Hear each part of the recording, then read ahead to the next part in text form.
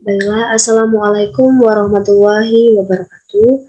Perkenalkan kami dari kelompok 1 dengan anggota yang pertama yaitu Muhammad Fauzi Ramadan dengan NIM 2020207029 dan saya sendiri yaitu Pipin Hermawati dengan NIM 2020207044 dengan dosen pengampu yaitu Ibu Halida Ulfa MPD. Baiklah, di sini saya akan membawakan materi dengan judul distribusi frekuensi dan penyajian data. Baiklah, di sini sudah terdapat data acak, bisa kita lihat.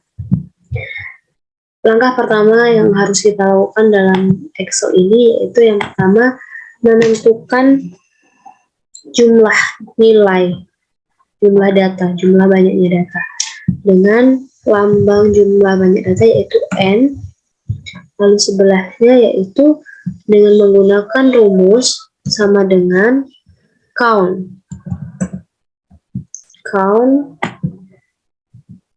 dengan mengklik atau memblok data, enter.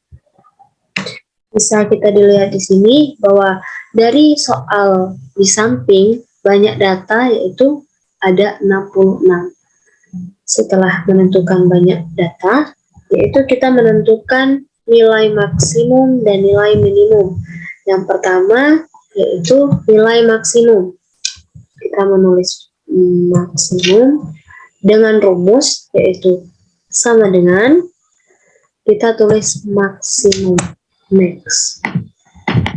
Lalu kita klik seperti yang tadi yaitu dengan memblok jumlah data, lalu enter. Sama halnya dengan minimum, menentukan nilai minimum, yaitu dengan menggunakan rumus sama dengan min, lalu memblok data, lalu enter. Selanjutnya yaitu menentukan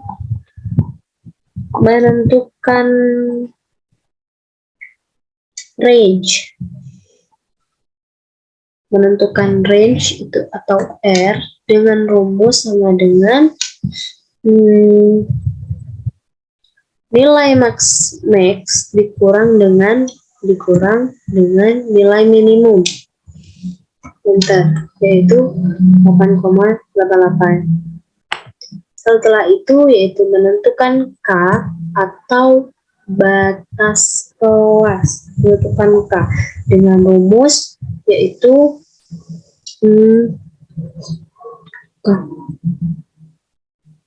batas kelas K dengan rumus yaitu sama dengan 1 ditambah 3,3 dikali log, kalinya menggunakan bintang shift 8 bintang, lalu log N 66.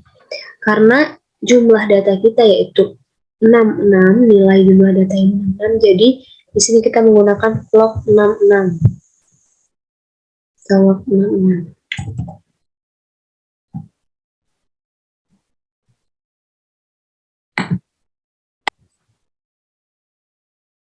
Selanjutnya yaitu dengan menentukan panjang kelas, yaitu dengan rumus range dibagi dengan banyaknya data, atau panjang kelas itu bisa kita sebut dengan P, yaitu dengan rumus sama dengan range, karena range-nya tadi yaitu 88, kita bagi dengan jumlah banyak data yaitu 66. Lalu klik enter.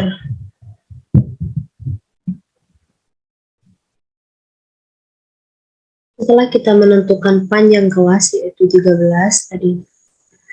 Jadi selanjutnya kita akan membuat tabel. Kita di sini akan membuat 3 kolom. Yang pertama kelas.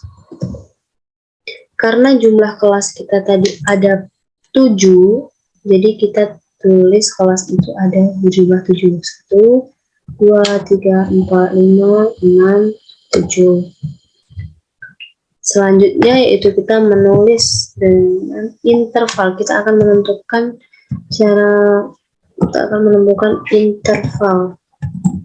interval kelas, yaitu dengan rumus yang pertama itu kita menggunakan yang namanya nilai minimum dari data yang kita ambil tadi, yaitu sudah ditentukan, yaitu 10. Enter. Selanjutnya yaitu dengan rumus sama dengan nilai minimum ditambah dengan panjang kelas. Panjang kelas itu tadi kan 13. Enter. Selanjutnya seperti itu sampai ke kelas yang ke-7. Selanjutnya yaitu kita akan menentukan frekuensi data. Kita akan menentukan frekuensi ini kita dengan menggunakan rumus yaitu sama dengan frekuensi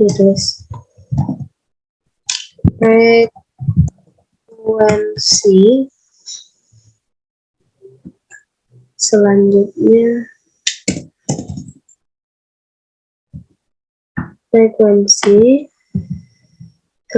yaitu data, kita blok data, lalu setelah itu koma batas kelas atas.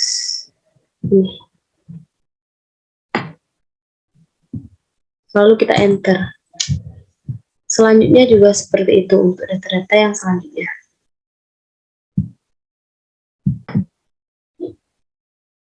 Baiklah, setelah kita telah menemukan frekuensi interval dan kelas, maka selanjutnya akan dilanjutkan kepada saudara Muhammad Fauzi Ramadan. Kepadanya saya persilahkan. Baiklah, di sini saya akan melanjutkan penjelasan dari rekan saya. Terlihat sudah ada tabel distribusi yang telah dibuat oleh rekan saya sebelumnya, yaitu ada interval kelas dan frekuensi. Nah, untuk interval kelas 10 sampai 22 itu ada 3. Untuk interval kelas 23 sampai 35 itu ada 4. Untuk interval kelas 36 sampai 48 itu ada 5. Untuk interval kelas 49 sampai 61 itu ada 9. Untuk interval kelas 62 sampai 74 itu ada 16. Untuk interval kelas 75 sampai 87 itu ada 22. Untuk interval kelas 88 sampai 100 itu ada 7. Nah, di sini saya akan menjelaskan cara mencari frekuensi relatif. Nah, frekuensi relatif ini rumusnya sama dengan frekuensi pada kelas pertama dibagi dengan banyaknya data, yaitu 66. Kemudian untuk kelas kedua, ketiga, dan seterusnya, yaitu kita tinggal menarik kotak pada kelas yang pertama. Apabila di Excel teman-teman tidak terdapat logo persen, itu teman-teman tinggal mengakses di bagian atas, yaitu bagian atas ini yaitu logo persen. Nah, untuk membuktikan data tersebut benar atau tidak, yaitu kita hitung sama dengan sum, buka kurung, kita blok datanya, tutup kurung, enter. Apabila jumlahnya 100% berarti data tersebut benar. Nah, untuk nilai tengah ini diperoleh dari interval kelas bawah 10 ditambah interval kelas atas 22 dibagi 2, yaitu hasilnya 16. Untuk yang selanjutnya seperti itu juga sampai selesai. Baiklah, selanjutnya saya akan menjelaskan cara mencari frekuensi kumulatif kurang dari dan frekuensi kumulatif lebih dari.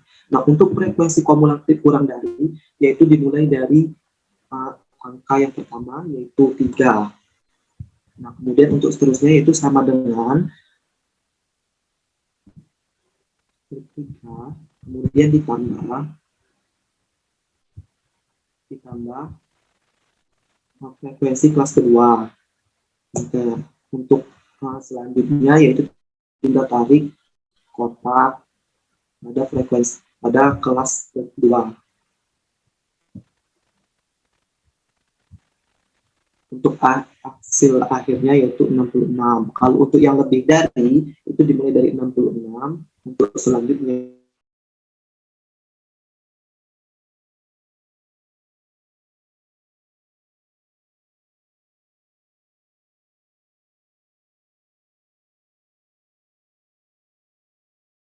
ke bawah. Untuk kurang dari yaitu 3, 7, 12, 21, 37, 59, 66. Yang lebih dari yaitu 66, 63, 59, 54, 45, 29, dan 7. Nah, untuk selanjutnya yaitu penyajian data. Untuk penyajian data ini dari tabel distribusi yang telah kita buat, yaitu dapat disajikan dalam bentuk grafik histogram, grafik poligon, grafik diagram lingkaran, dan grafik objek. Yang pertama saya akan menjelaskan cara membuat grafik histogram. Grafik histogram dari data distribusi yang telah ada. Itu kita blok. Untuk tabel grafik histogram ini kita blok. Kemudian pergi ke menu insert. Kemudian pilih ke kolom. Kemudian pilih yang bagian 2 di kolom yang pertama. Nah, distribusinya telah muncul.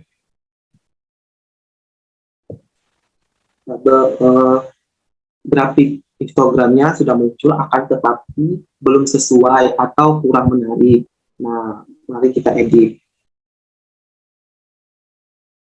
Jadi ke menu layout, ke menu design, pergi ke bagian chart layout, kita pilih yang pertama.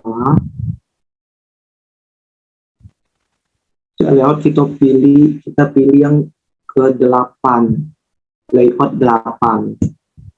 Nah, agar lebih menarik, kita pergi ke bagian desain dan pilih warna. Seperti ini.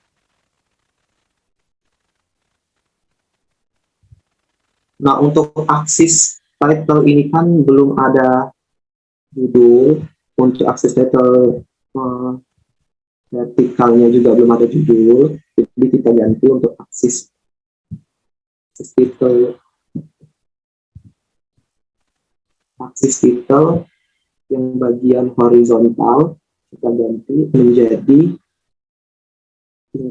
kelas. Untuk bagian aksis title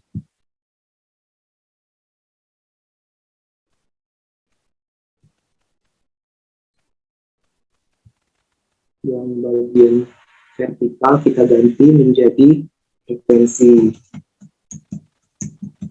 Nah, untuk judulnya juga kita ganti grafik histogram. Baik, untuk grafik histogram telah selesai, kurang lebih seperti ini. Untuk yang selanjutnya yaitu grafik poligon. Nah, untuk grafik poligon ini membutuhkan nilai tengah. Jadi cara membuat grafik poligon di Excel itu sama seperti yang pertama tadi, kita blok dulu tabelnya, kemudian pergi ke menu insert, kita ke menu line, pilih yang pertama.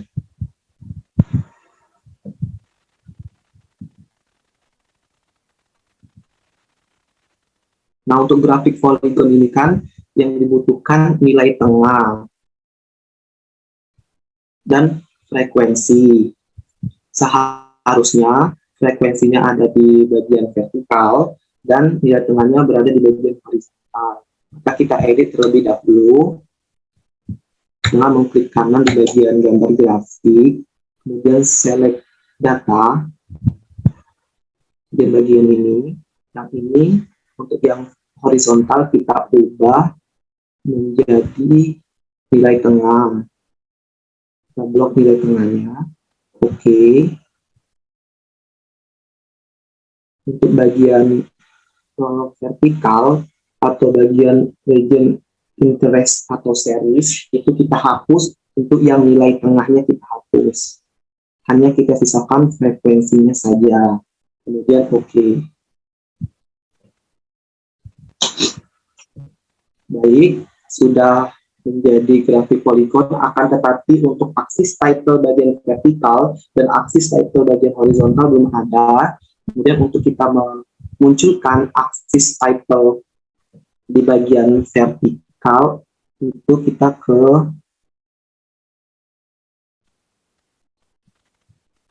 bagian chart layout, kita klik yang pertama, layout 1.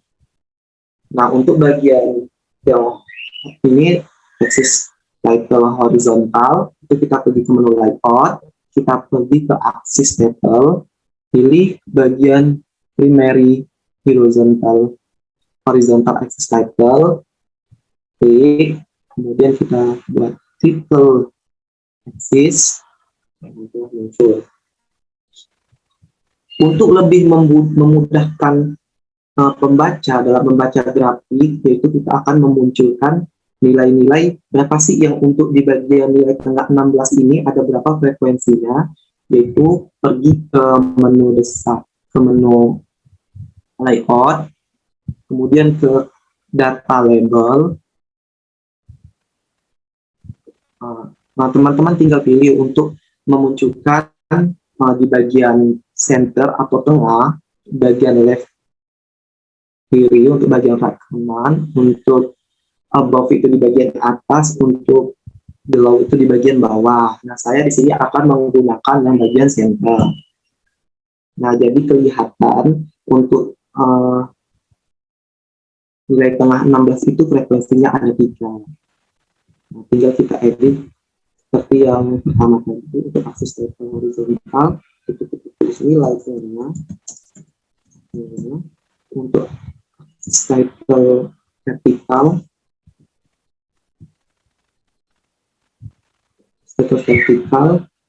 itu kita tulis frekuensi. Untuk bagian YouTube yang di atas, kita ubah menjadi grafik poligon.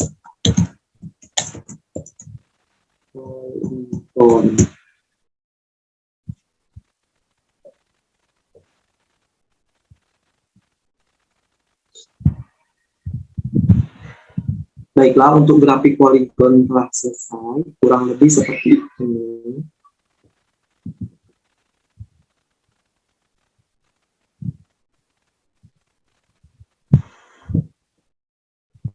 Untuk selanjutnya yaitu diagram lingkaran.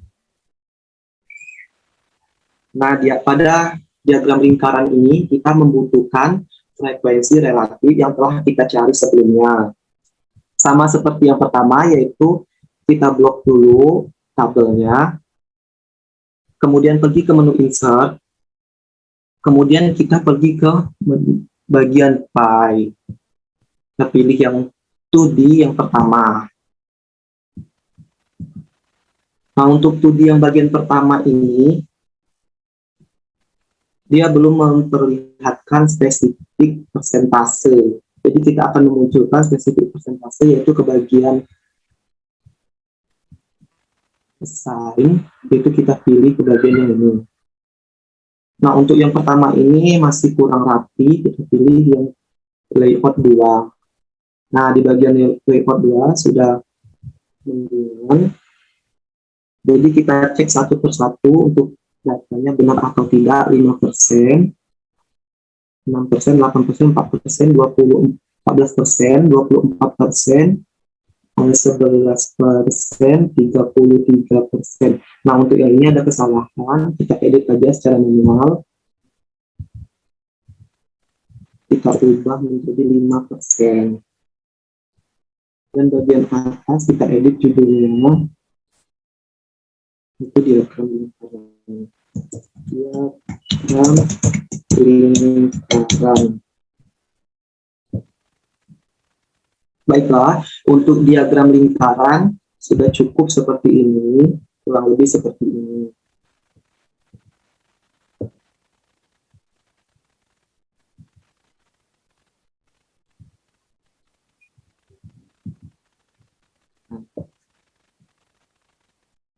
Selanjutnya yaitu grafik OGIF. Nah, grafik OGIF ini akan memperlihatkan garis yang berpotongan.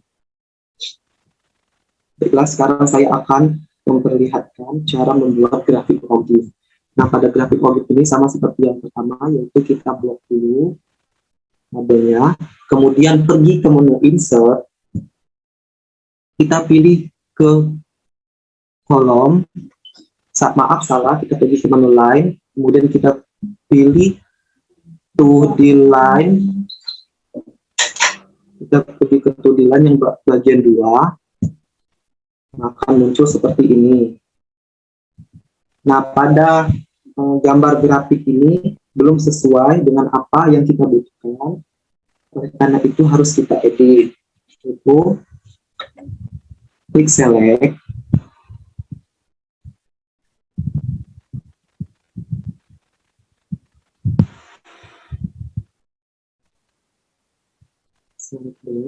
itu yang ini. Untuk bagian horizontal ini kita membutuhkan interval kelas.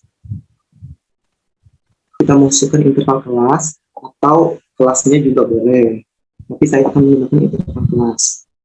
Nah, kemudian untuk di bagian legend interest series itu kita membutuhkan frekuensi kumulatif kurang dari dan frekuensi kumulatif lebih dari. Itu sudah benar. Sekarang tinggal kita oke. Nah, apabila datanya belum menunjukkan potongan atau saling berpotongan, itu kita select, kemudian change chart title, kemudian pilih yang lain pertama, kemudian oke. Untuk agar terlihat lebih menarik, yaitu kita harus memunculkan title axis yang bagian horizontal dan title axis title yang bagian vertikal. Sama seperti yang pertama, yaitu kita pergi ke menu layout, menu design, pilih untuk yang vertikalnya yang bagian pertama, kemudian untuk yang horizontalnya kita pergi ke menu layout, kemudian data labels, kemudian kita pilih axis title, primary horizontal axis title, klik, kita munculkan. Baik, untuk mempermudah pembaca dalam membaca grafik, kita munculkan frekuensi pada titik-titik garis tersebut. Yaitu pergi ke menu layout, kemudian data labels, kemudian kita munculkan sesuai keinginan, atau di bagian kiri, di bagian kanan, di bagian atas, atau di bagian bawah. Sini saya akan memilih di bagian center. Nah, kemudian tinggal diubah aksis title horizontalnya, yaitu interval kelas. Interval kelas. Untuk aksis title vertikalnya, itu kita ubah menjadi frekuensi. Untuk chart titelnya kita ubah menjadi grafik OGIF.